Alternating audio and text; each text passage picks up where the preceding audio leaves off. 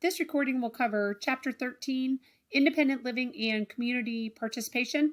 And I just realized that this PowerPoint for Chapter 13 is really messed up. I went back to the instructor resources page from the Pearson website, and it is messed up on there as well. So I'm assuming the authors don't know that it's messed up. So I did at least want to get a recording posted. I will try to fix the PowerPoint, but I wanted to at least get the recording. So the PowerPoint you'll see, ready, wait, I'll show you. Oh, there you go, messed up. So just kind of bear with the PowerPoint. It's not ideal, I know that. And like I said, I will try to get that taken care of. Okay, so here are the learning objectives for this chapter. So we've talked about, post-school education. We talked about employment. And now we're going to talk about independent living and community participation. So the big question here, how can we support students in identifying and achieving various community living outcomes? Because really that's a lot of people have the goal, when you graduate high school or you graduate college, your goal is to live alone or to have a roommate or to have a partner or to not necessarily still be living at your parents' house, which is fine if people are, but a lot of people say, no, I want to be out on my own. I want to be independent. I want to live and be a part of a community. So how can we make that happen? So summary of community residential programs, or history, excuse me, not a summary. So, a lot of individuals with disabilities used to be put in institutions, right? If you think back to the 50s, the 60s, they were institutionalized. And let me actually go to the textbook for this because they call it, what do they call it? They called it something that I liked. So hold on.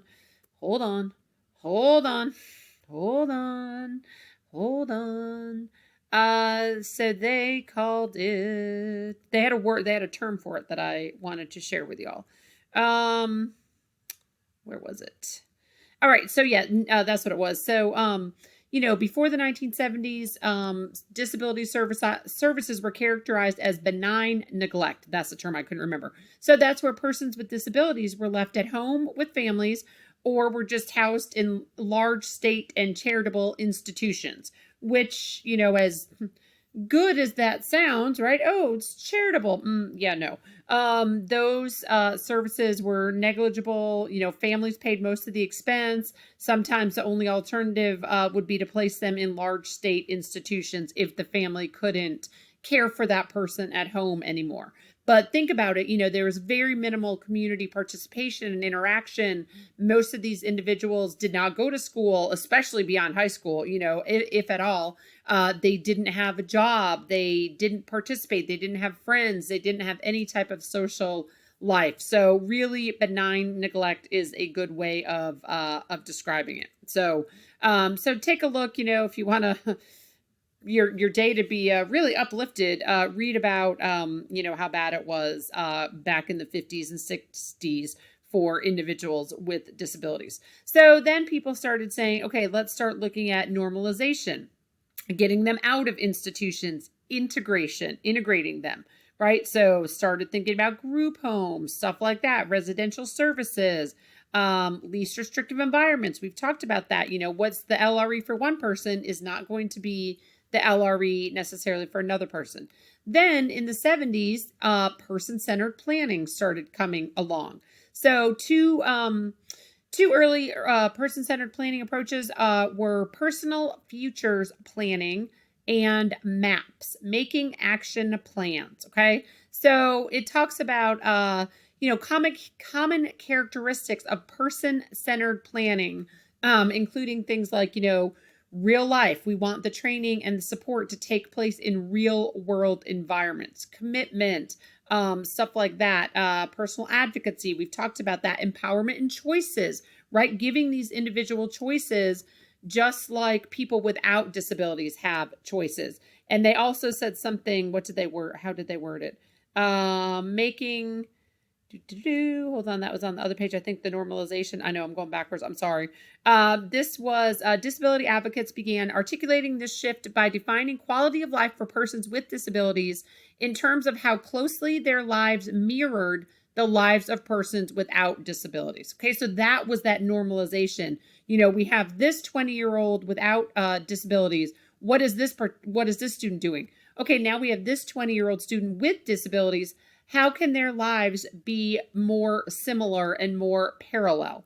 That's that normalization, deinstitutionalization, all those things.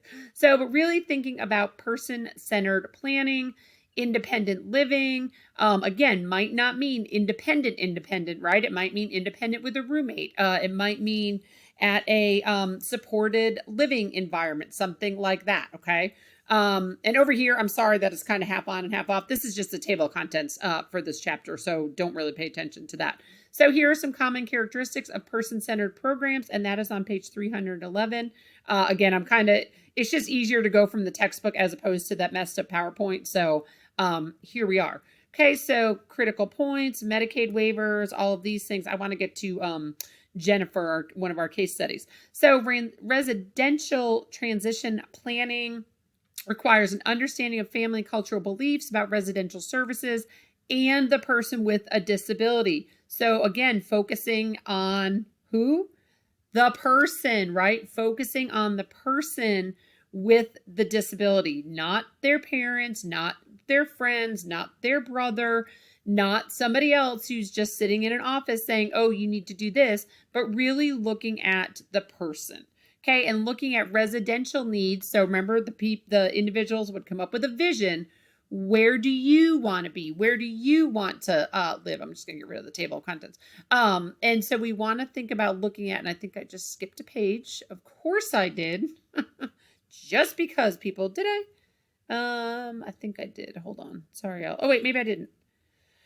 Gracious day. I did not. I was right in the first place. Okay. So, but we want to think about, self-determination. We want to think about independent living, functional skills in the following areas. Health and safety, very important, right? We don't want an individual to be unsafe when they are living whatever independently means for them.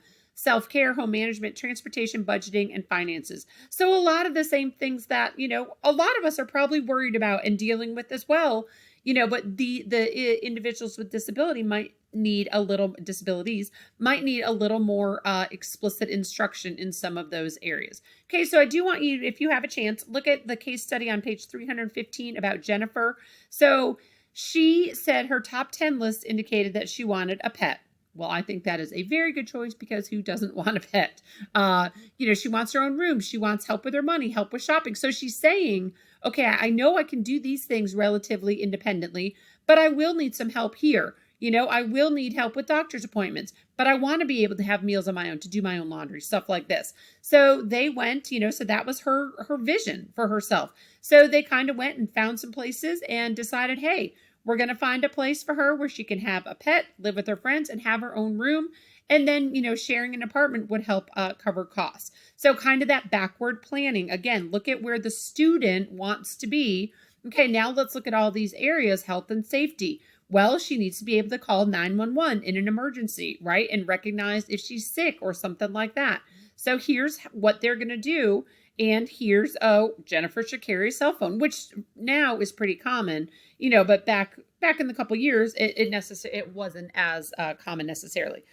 We also want to think about, just some healthcare areas or self-care, toileting, eating, bathing, stuff like this. Can Jennifer do stuff like this? Can she maintain a good diet? Can she exercise on her own?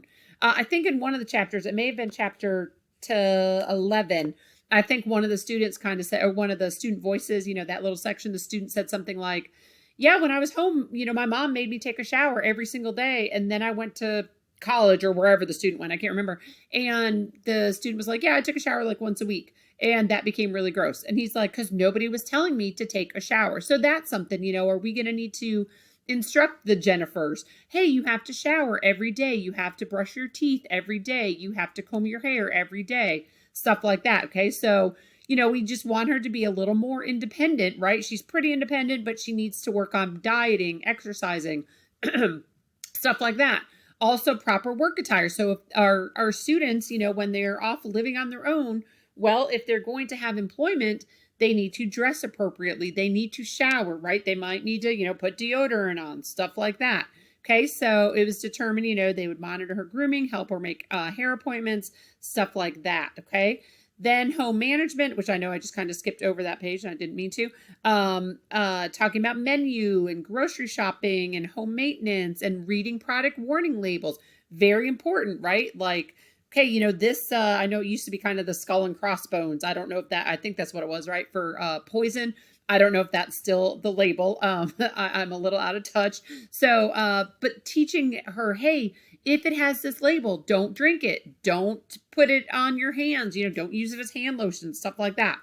Then there's also transportation services that should be kind of considered. So here are some transportation skills in these areas. Some of them might need to use public transportation. Some of them might be able to walk, but they might need to learn how to cross a crosswalk safely, how to read a bus schedule, how to read a map, stuff like that. There's also budgeting and finances. Oh, nobody likes that, right? So coming back to Jennifer, here's how the team decided the services that she would need, for transportation. It was determined her sister would be able to help her getting to places not reached by public transportation. Great. So you have to make sure the sister's on board with that as well. And then that's a great option. Okay, budgeting and finances. Jennifer's sister will be able to help her in managing her budget, paying bills, making major purchases. And Jennifer was willing to give her power of attorney to do that. Okay, so all of these things need to be thought of. But again, the team looked at Jennifer's vision, right? She wants to have a pet. She wants to live with friends, share an apartment with friends, but she wants to have her own room. But she knows that she will need some support to live independently and participate in the community. So, her sister agreed to help. They provided her more training, stuff like that. Okay. So also identifying resources, helping individuals to identify resources out in the community and leisure activities, ways that they can participate out in the community. So then there's a residential transition plan that would be implemented. Okay. Going back to Jennifer, she's going to, her family would help her make purchases, and Jennifer would be eligible for Section 8 housing and receive additional support through developmental disabilities programs. Okay, you want to think about questions, how safe is the residential option? How physically accessible, are there staff there? Stuff like that. Is the residence affordable? So there are 18 questions and considerations that should be addressed. Okay, so here's Jennifer. She determined she would need to share the apartment. Okay, that's fine, right? With at least one other roommate to cover her expenses. That's fine. She said she was, okay with that. So let's see what else. Planning for community participation and leisure. And again, hey, what are you interested in? How do you want to be involved in the community? And leisure options, what's out there, not just, I know there's a lot of cities have therapeutic programs for individuals with disabilities. When I lived in Charleston, I volunteered with it was an adult therapeutic rec program, and I helped with the swimming. And some of the individuals were training for Special Olympics. Some of them were not. It was just a way to get them out into the community. They had a great time. And guess what? So did the volunteers. When I first moved to Florence, that was one of the things I first tried to find. Hadn't found it, or still haven't, but it's just, it's great opportunities like that. But then also getting them involved with non-disabled peers and people their age. Talking to them about interpersonal relationships, casual relationships, even just, how to greet others. Do you hug everybody? No, you don't, especially now, right? But you have to be appropriate. You have to dress appropriately. Ask how to join activity, understanding verbal cues, and kind of think about, if y'all watch The Big Bang Theory, think about Sheldon Cooper in situations and everyday situations like that. Okay, there's Jennifer, interpersonal relationships. There's some other considerations, excuse me, that need to be addressed. And then also just kind of how to join an activity. Here are some categories that, we need the student to answer, not the parents, not the teachers, for the student. Okay, this is about the end of chapter. I know I have a few more seconds. Chapter 13. I will, again, try to get that PowerPoint fixed, but, don't hold your breath for it like today. So commonly, looking at YMCAs, stuff like that, gyms, all of those things for independent living and community participation. Okay, there are a bunch of websites again. And, oh, it was left blank. There you go. So that is the end of chapter 13, and that covers the chapters that I wanted to in the textbook.